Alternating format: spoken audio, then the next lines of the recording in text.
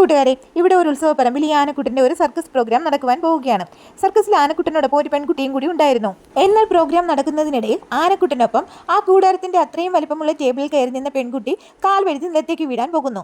പെട്ടെന്ന് ആ ടേബിളിൽ തൂങ്ങി പിടിച്ചിരിക്കുന്ന പെൺകുട്ടി നിലത്ത് വീഴുമെന്ന് എല്ലാവർക്കും ഉറപ്പാണ്. നിലത്ത് വീഴാതിരിക്കാൻ ആ പെൺകുട്ടി കയറി പിടിച്ചത് ആനക്കുട്ടന്റെ തലയിൽ കെട്ടിവെച്ചിരുന്ന അലങ്കാര തുണിയിലാണ്. പെട്ടെന്ന് തന്നെ കൂടെയുള്ള സഹപ്രവർത്തകൻ ഒരു വലിയ കയർ അവൾക്ക് നേരെ വീശി കൊടുക്കുന്നു. അങ്ങനെ നിലത്തേക്ക് വീഴാൻ പോയ പെൺകുട്ടി ആ കയറിൽ പിടിച്ച് രക്ഷപ്പെടുന്നു.